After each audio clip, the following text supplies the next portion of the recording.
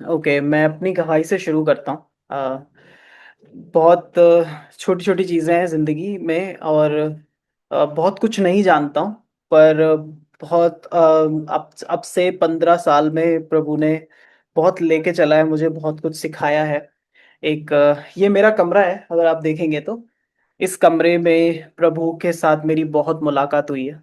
ये एक कमरा है जिसमें मैं दिन रात बैठता हूँ, और यही एक कमरा है जहाँ से मैं गाने लिखता हूँ, बैठना और प्रभु के साथ समय बिताता हूँ। आजकल कुछ दिन मैं अपने कुछ एल्बम्स पे काम कर रहा हूँ, कुछ एक दो गानों पे। हाँ, मैं काम कर रहा हूँ, और काश मैं आपको सुना पाता। मेरे कीज काम नहीं कर रहे, सो सॉरी। बट हाँ, मैं बहुत शुक्रगुजार हूँ परमेश्वर का कि इस समय में अम, हम जो एक वक्त देखते थे अपनी जिंदगी में, जब हम देखा करते थे एक समय जब आराधना के दो चार गीत यूट्यूब पे होते थे, और हम उन्हीं को दोहराते रहते थे। आज आप यूट्यूब देखेंगे, आपको बहुत सारे आराधना के गीत मिलेंगे। तो ये एक बहुत शुक्रगुजारी की बात है। मैं एक आराधना से इंस्पायर्ड पर्सन, मतलब नॉट आराधना, म्यूजिक से इंस्पायर्ड पर्सन। आराधना की बात हम करेंगे। म्यूजिक से बहुत इंस्पायर्ड था मैं जब मुझे आज भी याद है, मैं 11th स्टैंडर्ड में था, तब मैंने पहली बार लोगों को कीबोर्ड, पियानो ये सब बजाते सुना, और वो बहुत अच्छा बजाते थे। तो मैं कभी कभी ऐसे ही गा लिया करता था, मतलब जो अम, ऐसे गायक होते हैं ना जो रोड पे चलते चलते गाते रहते हैं। तो वैसे मैं भी गा लिया करता था थोड़ा। तो मैं ऐसे ही एक दिन क्लास में गुनगुना रहा था, तो मेरे दोस्त ने बोला, तुझ तेरे तेरी आवाज बहुत अच्छी है, तू अच्छा गाता है। तो मैंने बोला अच्छा, it's fine then, it's thank you. फिर थोड़े दिनों बाद किसी टीचर ने एक बोलते हैं ना, टीचर आइस ब्रेकर कराते हैं क्लास में। है ना, अगर कोई टीचर्स हैं यहाँ पे, देवेंद्र भैया एक बहुत अच्छे टीचर है, I know, and there are many other teachers I know in this. Glory to God for teachers, and you know, and Christian teachers, I would say the people who know God can teach so well. बहुत अच्छे से सिखा सकते हैं जो परमेश्वर को जानते हैं, क्योंकि होली स्पिरिट एक बहुत अच्छा शिक्षक है। तो वो टीचर जो उस जगह थी, उसने बोला कि चलो हम आइस ब्रेकर करते हैं, हम एक दूसरे को जानते हैं, आप क्या कर सकते हैं, आपके टैलेंट्स क्या हैं। किसी ने बताया कि मैं बहुत सी शायरी सुना सकता हूँ, किसी ने बोला मैं जोक सुना सकता हूँ। अब मेरे दोस्त ने बोला ये बहुत अच्छा गाता है। तो मुझे फिर वहाँ पे क्लास में उन्होंने गाने बोला, और मैंने गाना शुरू किया। और जब मैं गा ही रहा था, तो कुछ अ, लोगों को बहुत अच्छा लगा मेरा सॉन्ग। उससे पहले मेरी क्लास में कोई दोस्त नहीं था, अचानक से सब लोग मेरे दोस्त बन गए। और फिर हम म्यूजिक रूम जाना शुरू किया। हमने पढ़ाई से ज्यादा म्यूजिक रूम में वक्त बिताया, है ना। वहाँ पे हमारे एक टीचर हुआ करते थे। तो मैं पार्ट लेने लगा म्यूजिक में, और काफी चीजों में मैं पार्ट लेने लगा, है ना। और फिर मैंने काफी चीजें शुरू करी, और जो है, फिर मेरे एक दोस्त ने मुझे बोला कि यार, तू क्या करता है संडे को, है ना, अगर तू चर्च आना चाहता है तो आ सकता है, मैं चर्च में मिलूंगा तुझे। तो जस्ट बिकॉज वो मेरा दोस्त अच्छा दोस्त हो गया था, तो मैं उससे मिलने के लिए फिर चर्च में भी जाने लगा। थोड़ा एक बार मैं गया, फिर मेरे को ज़्यादा अच्छा नहीं लगा, तो मैं नहीं गया फिर एक दिन उसने बोला कि यार तू चर्च में एक सॉन्ग करते हैं, चल अपन, है ना, साथ में। तो तू आजा, है ना। तो उसने मुझे पहला सॉन्ग सुनाया, आई आई थिंक आपने सुना होगा। ये जिंदगी तेरी महिमा गाती रहे अब सदा। और मुझे भी नहीं पता था कि मैं एक अपनी जिंदगी पे प्रॉफिटिक डिक्लेरेशन कर रहा हूँ, और मैं उस गीत को गा रहा था। और मैं उस गीत को पूरे एक हफ्ते मैंने गाया, मैंने सीखा, एक एक लय सीखी उसकी। और फिर हमने चर्च में गाया, और जैसे ही हमने गाया, सारे लोग चर्च में वो मुझे मिलने लगे, और मुझे बताने लगे, यार there is something on you, तुम्हारे ऊपर ना कुछ है, तुम्हारे ऊपर कुछ है। अब मुझे कुछ समझ नहीं आ रहा क्या है, बट ठीक है, उन लोगों को बहुत पसंद आया, मैं तो तारीफ का वो था भूखा। तो मेरे को तारीफ मिली, तो मैं वहां फिर मैंने हर दिन चर्च जाना शुरू किया। जब हर दिन चर्च जाना शुरू किया तो धीरे धीरे चर्च में हमने एक बैंड फॉर्म कर लिया। धीरे धीरे मैं क्वायर्स में खड़ा होने लगा। क्रिसमस क्वायर्स, अगर आप क्रिसमस में क्वायर्स होती थी वहां जाता था मैं। अच्छे अच्छे गाने सुने मैंने, अच्छे अच्छे गाने सीखे। एक एक गाना वो मैंने सीखा था, from heaven high I come to you. तो वो पहला मेरा इंग्लिश सॉन्ग था जो मैंने सीखा था चर्च में। तो हमें हमें सबको लगता है कि चर्च में ना सब केवल इंग्लिश सॉन्ग्स होते हैं, बट ऐसा कुछ नहीं होता। हमारे चर्च में सारे हिंदी सॉन्ग्स होते थे। हम शुरुआत में इंग्लिश सॉन्ग सीखे, हमारे चर्च ने हमको सारे हिंदी सॉन्ग सिखाए। उन्होंने बोला कि भाई हिंदी सीखो, यहाँ पे लोग इंग्लिश नहीं जानते हैं, हम भारत में रहते हैं। तो then we learned Hindi songs, हमने हिंदी सॉन्ग सीखे। और फिर मैंने हिंदी सॉन्ग्स गाना शुरू किया, और जब मैं गाने लगा।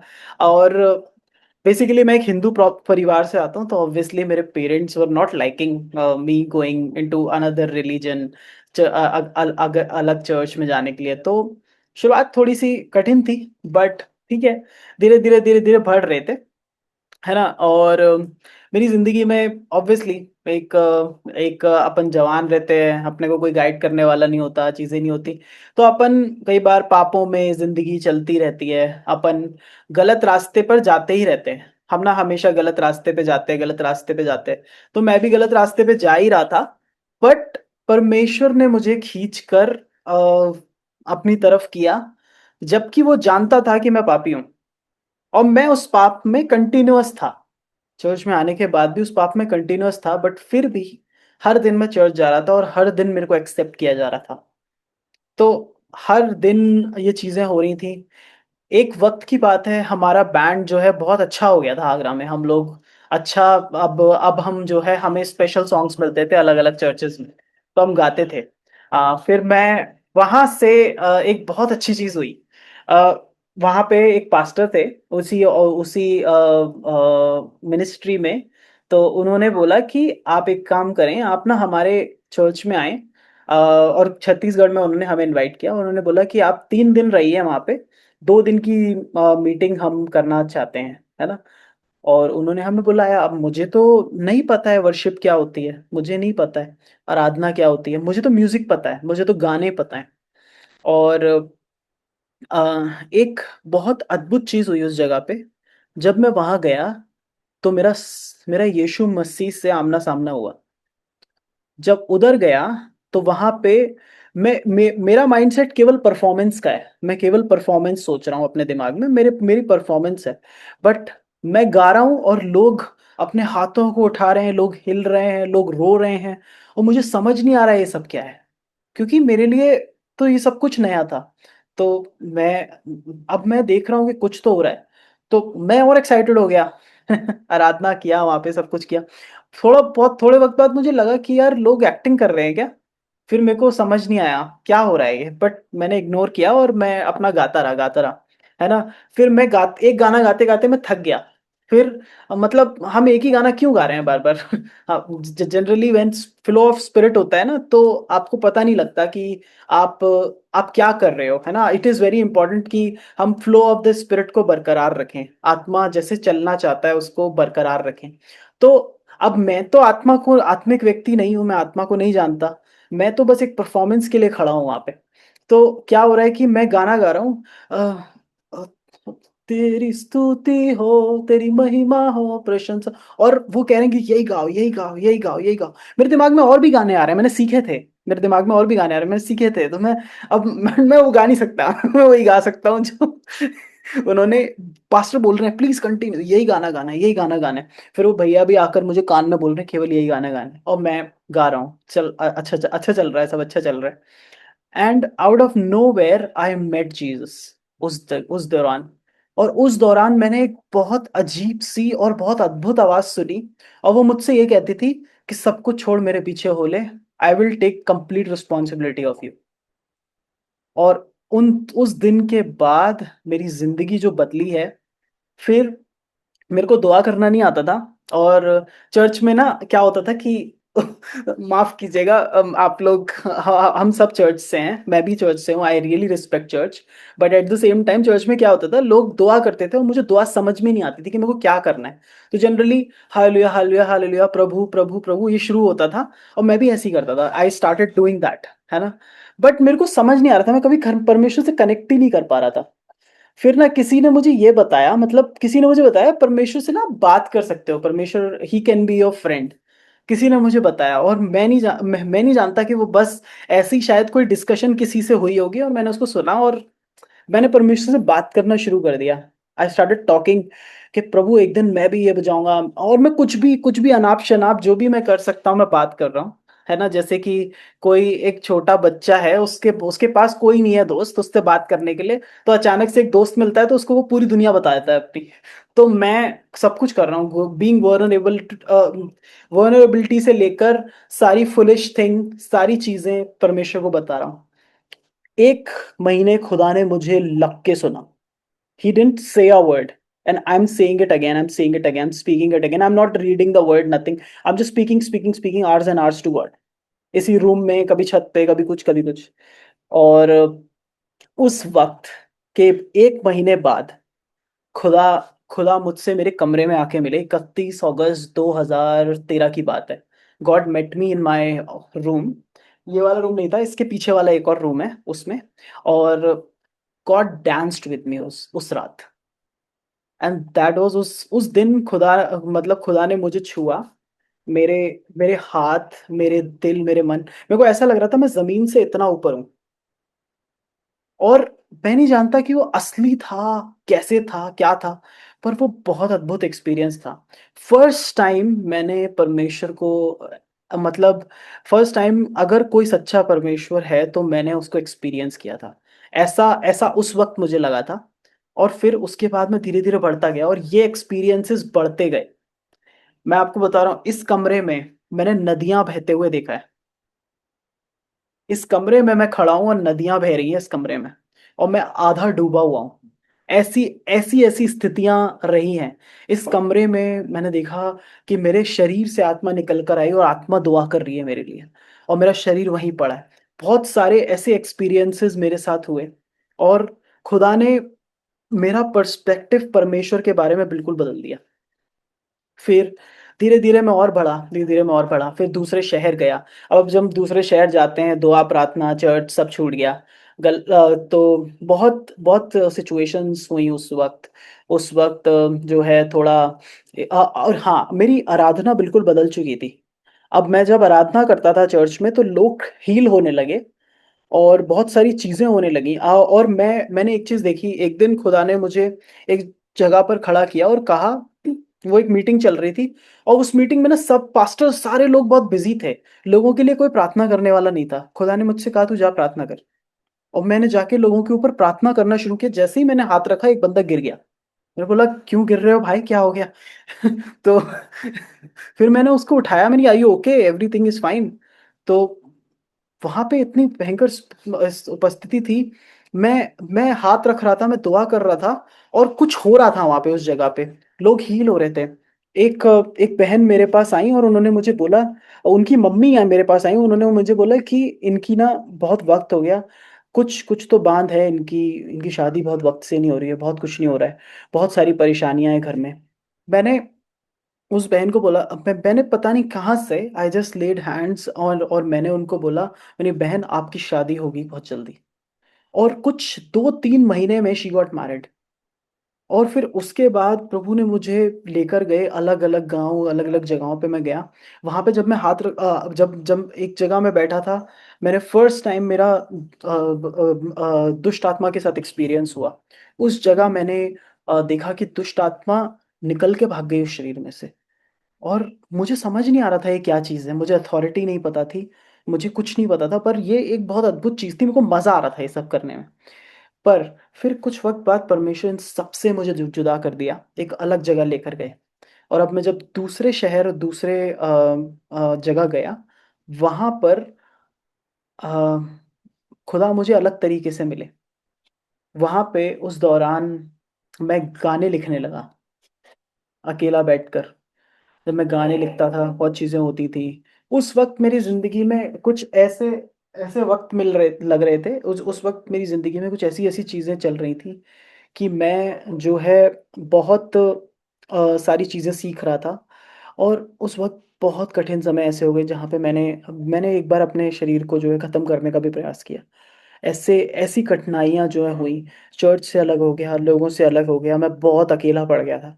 उस दौरान प्रभु मेरे बहुत निकट हो गया। उस दौरान मैंने परमेश्वर को अपनी इतनी निकटता में देखा कि मतलब ऐसे उस दिन मैंने एक गाना लिखा कि क्या बोलते हैं, उस दिन मैंने लिखा, तू मुझसे दूर नहीं, मजबूर नहीं खुदा। और मैं लिखा कि तू मेरी खाल से भी ज़्यादा करीब है। मेरी खाल जित इतना करीब, मेरी खाल भी मेरे नहीं, मेरा मांस भी मेरे नहीं। और मैंने ये लिखा। और फिर मैंने उस वक़्त लिखा, तू खफ़ा नहीं, मुझसे जुदा नहीं। ऐसा कुछ मैंने गाना उस वक़्त लिखा था। उस गाने के साथ बहुत साल तक जर्नी किया। एक एक गाना मैंने उस वक़्त लिखा, तूने जो सोचा है अच्छा ही होगा। और उस दौरान एक दिन मतलब मैं इन गानों को कोई रिलीज़ करने का कुछ प्लान नहीं था, मैं बस ऐसे ही लिखता रहता था। और फिर मैंने मरने का तो प्लान कर ही लिया था। सुसाइड का तो प्लान था ही। तो धीरे-धीरे फिर एक दिन मैंने एक गाना वंदनम जो तेलुगु में था, मैंने ट्रांसलेट किया उसे हिंदी में। और मैंने हिंदी में ट्रांसलेट करके उसे यूट्यूब में डाला, क्योंकि गूगल ड्राइव पे बड़ा टाइम लग रहा था अपलोड होने में। तो मैंने यूट्यूब में उसे डाल दिया और मैंने उसे प्राइवेट करना भूल गया। बस यही एक गलती थी मेरी कि मैं प्राइवेट करना भूला वहाँ पे। और क्योंकि मैंने उसे प्राइवेट नहीं किया, तो ये सैम और बेनी ने ये गाना सुना अचानक से, उनके फ्लैश किया उनके यूट्यूब चैनल में। तो सैम ने बोला, यार I want to talk to this guy, who is this guy? तो जब उन्होंने मुझे टेक्स्ट किया तो मैं डर गया। मैंने सोचा मैंने कुछ कॉपीराइट का कुछ कर रहे हैं क्या? मेरे पास इतने पैसे नहीं है कि मैं वापस कर दूँ इनको। तो कुछ अगर वो बोलेंगे कि गिराना है, सॉन्ग हटाना है, तो मैं हटा दूँगा। तो मैं थोड़ा डर गया, बट स्टिल फिर बेनी ने मुझे फिर से लिखा। फिर मैंने इग्नोर कर दिया। मैंने इंस्टाग्राम मैं जानता नहीं था उस वक़्त। फ़ेसबुक मैंने बंद कर रखा था, व्हाट्सएप मैंने बंद कर रखा था। तो वो किसी भी तरह मुझसे रीच आउट किया उन्होंने। फिर जब वो किसी से रीच आउट नहीं कर पाए, तो उन्होंने मेरे यूट्यूब चैनल पे थक हार के लिखा, we want to talk to you. Please we like your song and we wanna get in touch with you. Please share us your email ID and phone number. तो उन्होंने मुझे अपनी ईमेल आईडी भेजी, मैंने उस पे फ़ोन नंबर और अपना भेजा। देन दूसरे-तीसरे दिन सैम का कॉल आया। अब ये ऐसा बंदा है जिसको सुन के मैं बड़ा हुआ हूँ। लाइक मैंने मैंने इसके गाने सीखे हैं, जो उसने गाने गाए हैं और वो गाता था। उसकी आवाज़ मुझे बहुत अच्छी लगती थी, तो मैं सुनता था। अब उसका कॉल आया, मैं मिडल ऑफ द वर्क हूँ। कुछ काम करके बीच काम को छोड़ के मैं उसका कॉल उठाया, बट उसका कॉल कट गया। तो फिर उसका कॉल नहीं आया, तो मैं थोड़ा हताश हो गया। मैंने कहा चलो यार, मतलब बात करने को ही मिल जाती। तो फिर मैं दोबारा फिर कॉल आया। फिर he said, this is Sam Alex, is this Hemant talking? मैंने बोला हाँ, हाँ सर, बताइए। तो उन्होंने उन्होंने फिर मुझे बताया। उन्होंने उसने मुझसे नहीं बोला, सैम ने मुझे ये नहीं बोला कि मैं तेरे साथ गाने लिखना चाहता हूँ। सैम ने मुझे कुछ नहीं बोला। उसने मुझे कॉल करते एक चीज़ बोला, Hemant you know why I am talk calling you? तो मैंने कि कुछ गलत तो नहीं किया मैंने? नहीं, नहीं, नहीं। तो उन्होंने बोला कि I am calling you because there is an anointing over your life and you know in coming days God gonna use you mightily Hemant, and I am calling you because there is a greatness over your life, you are marked with greatness and God will use you mightily. मुझे आज भी याद है, मैं ओबरॉयज़ में था और उनका उस गार्डन में मुझसे बात कर रहा था।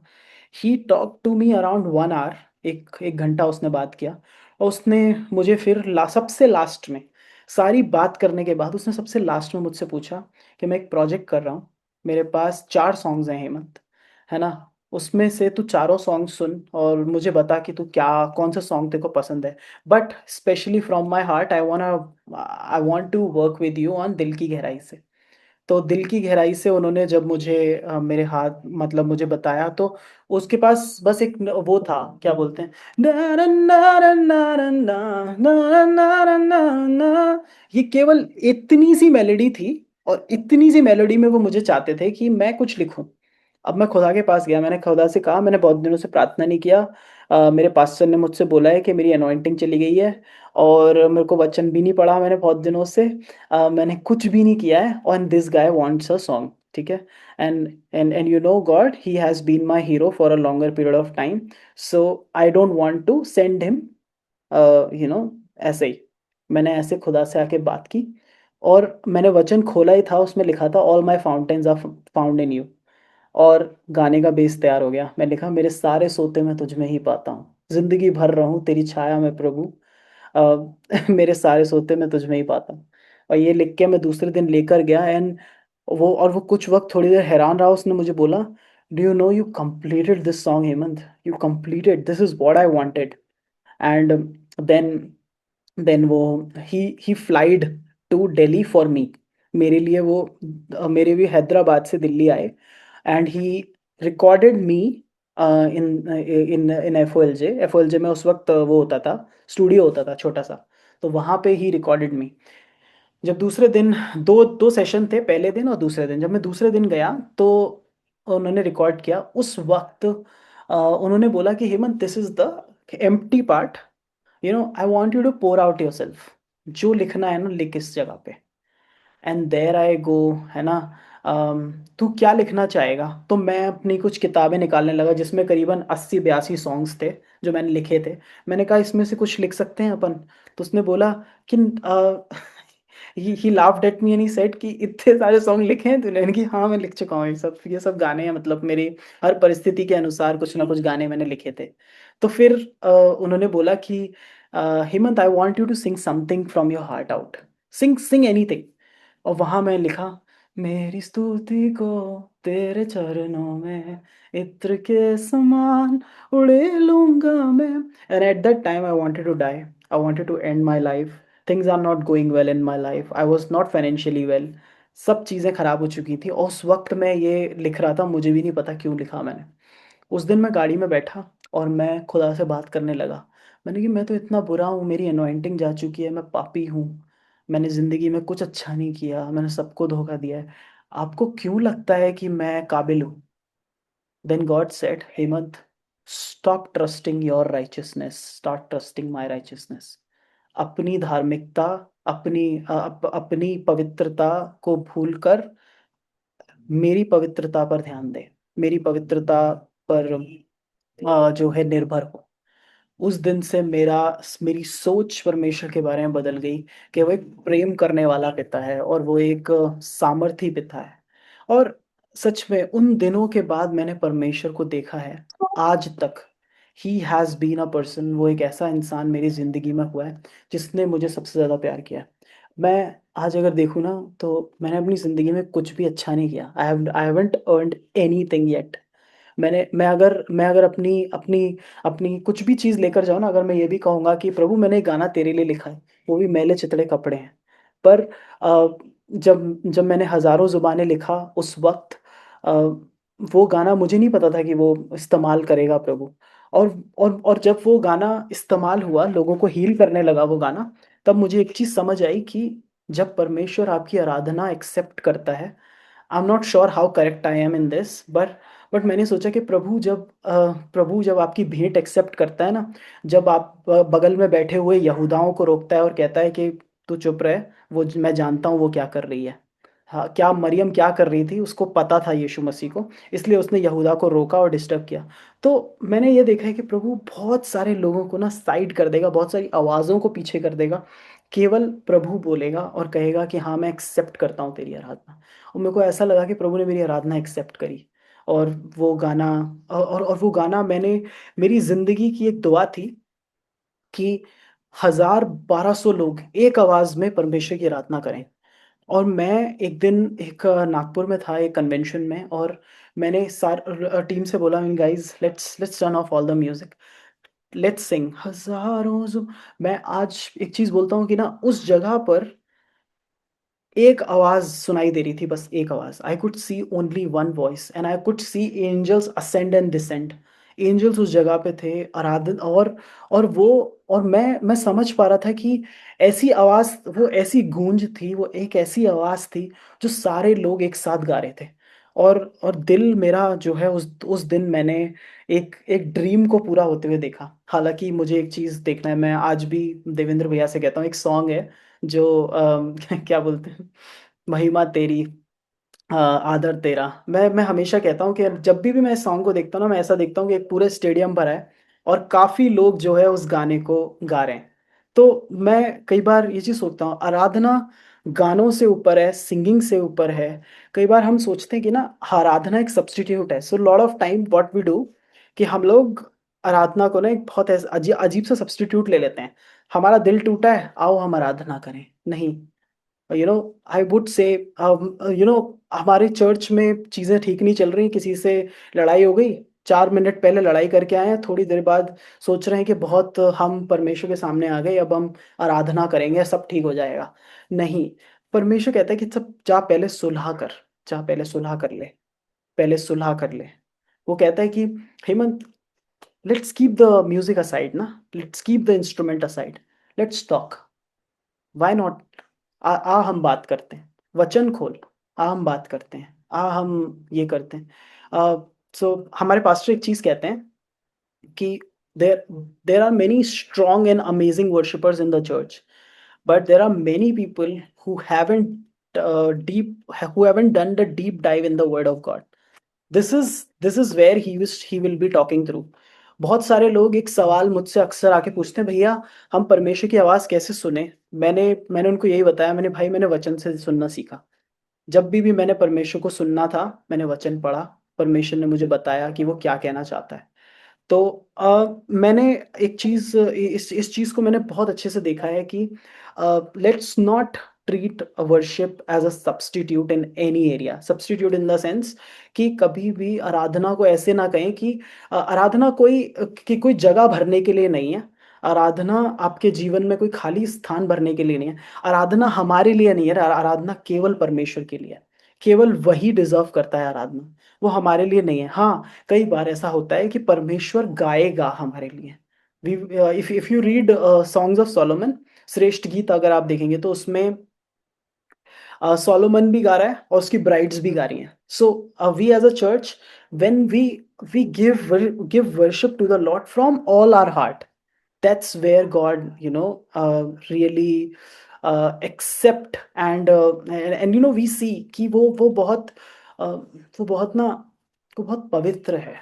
जब यूहन्ना उसको देखता है मतलब रेवलेशन में, तब वो पाता है कि उसके ऊन जैसे बाल हैं, और वो बहुत बहुत बड़ा है और बहुत सामर्थी है। और ये यूहन्ना उस यीशु मसीह के साथ घूम रहा था एक वक्त पे, और वही यीशु उस महिमा में है। So, I mean, lot of time we take God so lightly. We we are so light in choosing songs. हम कुछ भी सॉन्ग गा रहे हैं, कुछ भी चुन ले रहे हैं, कुछ भी चुन ले रहे हैं। एक लाइव सेशन अभी मैंने किया। लाइव सेशन करने के बाद God came to me and ask me what you were trying to achieve, Hemant. And I said, God, I was just thinking to spend time in worship and then परमेश्वर ने मुझसे बोला कि क्या तेरा दिल ठीक है? Are you okay at your heart?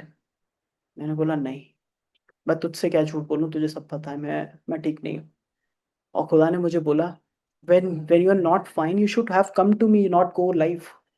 Live क्यों जा रहा है? You don't need to go live, you come to me, मेरे पास आ। तो मतलब जब कई बार ऐसा होता है ना कि हम जो है, हम सोचते हैं कि हम मिनिस्ट्री करेंगे, हम ये करेंगे, हम वो करेंगे, सब कुछ ठीक हो जाएगा। बट ऐसा कुछ नहीं होता है।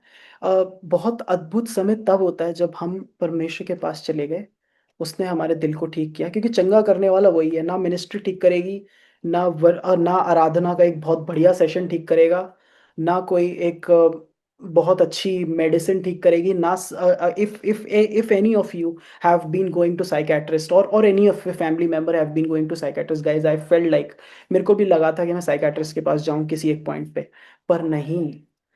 Nothing can fill that space. वो मेडिसिन देगा, but only God is the person who can heal. Even worship cannot heal lot of times. A music cannot heal lot of times. Worship is above the music. सारी music से ऊपर है, सारी चीजों से ऊपर है। वो उसकी आराधना है, वो हमारी ऑफरिंग है उसको। और हम जब राजा के सामने भेंट लेके जाएंगे, तो हम बिना तैयारी के नहीं जा सकते। तो मुझे बहुत दुख लगा कि मैं आज तैयारी नहीं कर पाया, इसलिए मैंने सोचा कि मैं टाइम वेस्ट नहीं करता हूँ, let's keep the flow. And I just felt like कि खुदा, जब तू कुछ काम देना, तो उसको, जो भी काम आपको खुदा देता है, देखिए कभी कभी हमको लगता है कि केवल गाना गाना ही आराधना है, राइट? अब मैं ये काम कर रहा हूँ, लाइक मैं अपना अपना ऑफिस का काम कर रहा हूँ। अगर मैं अपने ऑफिस के काम में अगर चुराता हूँ, काम चोरी करता हूँ, वो भी मैं आराधना चुरा रहा हूँ, क्योंकि परमेश्वर ने मुझे जगत में भेजा है ताकि मैं ये बता सकूँ कि मैं परमेश्वर का बेटा हूँ। और मैं कैसे गॉस्पेल प्रीच करूँगा? मैं गॉस्पेल तैसे प्रीच करूँगा, मेरा काम अच्छा होगा, मैं हर चीज़ में बेहतर होऊँगा। अगर आप वचन देखेंगे, अब्राहम हर चीज़ में बेहतर था। उसकी उसकी संपत्ति इतनी बढ़िया थी, और उसके बच्चे जो करते थे, इज़राइली जो कुछ करते थे, वो प्रबल होता था, सफल होता था, हर एक चीज़। तो जब परमेश्वर ने हमें संसार में भेजा है, तो अपने कामों के द्वारा भी कई बार ना हम आराधना करेंगे, और वो आराधना परमेश्वर को एक्सेप्टेड होती है। जब हम पूरे दिल, हम ये सोच के काम करते हैं ना कि हम लोग के लिए नहीं कर रहे हैं, हम किसी को सर्व नहीं कर रहे हैं, बट हम परमेश्वर के लिए वो काम कर रहे हैं, तो कई बारी परमेश्वर उसको भी एक्सेप्ट करता है। वो भी उसके उसके जो है ना, उसके उसके सामने एक सुगंध की तरह है। तो कई बार मैंने अपने काम में जो है ये अप्लाई करके देखा। मैंने, प्रभु ये भी तो मेरी आराधना है, मैं आराधना बहुत अच्छे से करूँगा मैं अपना काम। हर दिन प्रभु ने फ़ेवर किया। हर दिन मैं क्लाइंट जब भी आया, उसने हर बार उसके मुँह पे एक ही नाम था, हेमंत शर्मा। भाई हेमंत को बुलाओ, हेमंत कर देगा। भाई हेमंत को बुलाओ, हेमंत कर देगा। हेमंत को पता है, हेमंत को ये है। एवरीबॉडी वाज़ लाइक, मेरी लीडरशिप, एवरीबॉडी यार, मतलब ऊपर-ऊपर तक हेमंत का नाम, क्योंकि and when you glorify God, God will glorify you. When you really glorify God, God will glorify you. In lot of cases, lot of time we it happens कि हम परमेश्वर की ग्लोरी चुराना चाहते हैं और अपनी ग्लोरी बढ़ाना चाहते हैं, वो कई बार होता है ऐसा। बट हमें पता भी नहीं चलता है कि हम ऐसा कर रहे हैं। एक दिन क्या हुआ कि मैं एक भाई से बात कर रहा था, मैंने कहा भाई मैंने सारा सामान ले लिया यार, मैंने सब खरीद लिया, मैंने सब कुछ खरीदा यार, मैंने हर एक बेस्ट चीज़ खरीदी। And God came to me, Hemant, do you think कि सब कुछ तूने खरीदा है? परमेश्वर ने बोला, तुझे लगता है कि सब कुछ तूने खरीदा है? क्या तू, मतलब तू तो वो किसी दिन कह रहा था कि तू काबिल नहीं है ये सब चीज़ों को भी लेने के, फिर तू क्यों कहता है कि तूने खरीदा था? फिर मैंने खुदा से माफ़ी मांगी, मैंने, खुदा मुझे माफ़ करना, मैंने तेरी आराधना चुराई, मुझे सच में माफ़ करना, ये तेरी आराधना थी। मैं उस जगह कह सकता था कि प्रभु ने ये मेरे लिए किया है, और मैंने वो नहीं समझा। और सच में कई बार हमें पता भी नहीं लगता कि हम क्या कर रहे हैं। कई बार प्रभु सब कर रहा होता है और हम कह रहे हैं कि हम कर रहे हैं, बट नहीं, हम नहीं कर रहे, सिर्फ वही कर रहा है, सिर्फ वही कर रहा है। और सच में मैं इस नोट पे हर किसी को देना चाहूँगा कि हर किसी के जीवन में परमेश्वर ने तोड़े दिए हैं, और वो तोड़े आराधना का ना एक टैलेंट है, कुछ ना कुछ है। एक समय था, इज़राइल को परमेश्वर ने ना किसी को बुनने का वो दिया। जब जब इज़राइल इजिप्ट से बाहर आ गए, तो कोई बुनाई में बहुत अच्छा था, कोई सोने की कलाकारियों में बहुत अच्छा था। परमेश्वर ने कहा, तुम्हें मूर्ति बनाने का बड़ा शौक है ना, चलो एक काम करते हैं, आज ना तुम ये बनाओ, चलो टैबरनेकल बनाओ, बैठो, आओ टैबरनेकल बनवाते हैं तुमसे। और उन लोगों ने, इतने सारे लोगों ने, मोसेस को कहना पड़ा कि भाई अब रुक जाओ, बहुत कुछ ले आए तुम, अब रुक जाओ, बहुत ज़्यादा है ये। तो खुदा ने कितना दिया था उनको। और मैं कहता हूँ परमेश्वर, when you give to God, God keep on giving to you, and you will never have the, आपके पास ना कभी कैलकुलेशन नहीं होगी कि कितना परमेश्वर ने दे दिया।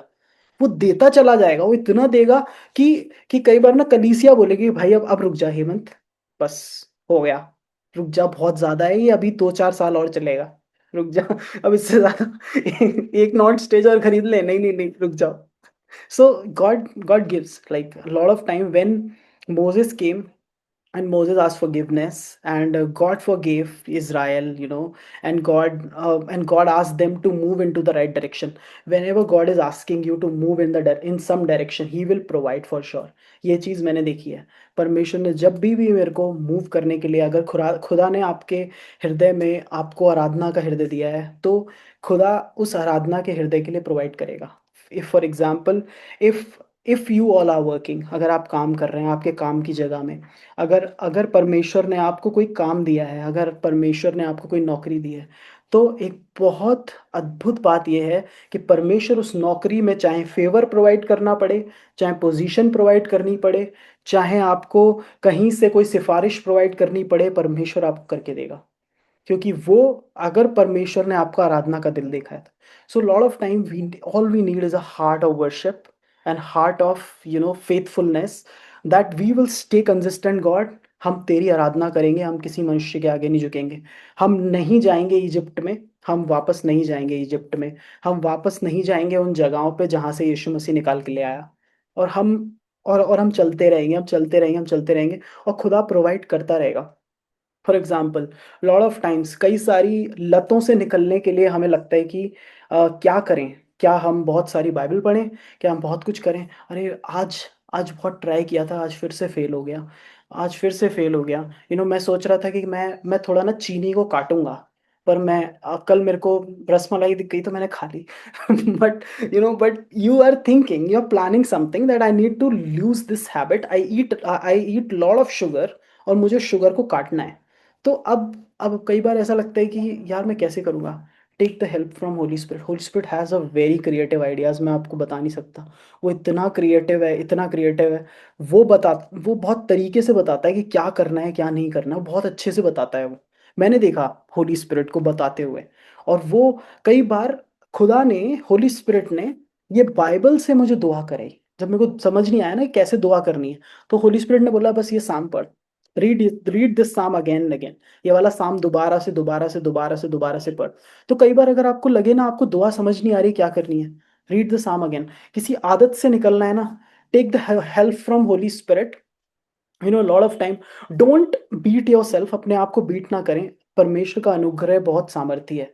और पॉल कहता है कि तेरा अनुग्रह मेरे लिए काफ़ी है। तो जब वो कह रहा है, जो पूरी अनुग्रह की शिक्षा दे रहा है जिसने आधा नया नियम लिखा है और केवल अनुग्रह के बारे में बात कर रहा है, वो जब कह रहा है कि his grace is sufficient for me, how sufficient it would be for us in this world of technology. उसका आज आज कोई भी चीज़ हमारे पॉइंट पे है। अगर हम कोई रील देखना चाहते हैं, हम बस एक टच करेंगे, एक रील आ जाएगी। दिस और उस वक़्त उनके पास वो नहीं था। उसके बावजूद भी वो कह रहा है कि the grace is his grace is sufficient for me. उसका अनुग्रह मेरे लिए काफ़ी है। तो कई बार उसका अनुग्रह काफ़ी है। परमेश्वर कई बार प्रोवाइड करेगा आपको, कई बार काउंसलिंग्स प्रोवाइड करेगा, राइट काउंसल्स प्रोवाइड करेगा। आई वुड से provisions. I'm just seeing for a lot of people, God, even for me, God is providing up provisions, provisions। आपको लग रहा है कि आपको कुछ लत छोड़नी है, आपको लग रहा है कि आपको कुछ हीलिंग चाहिए किसी एरिया में, God will provide. He is the provider, he is Zaira, he is provider.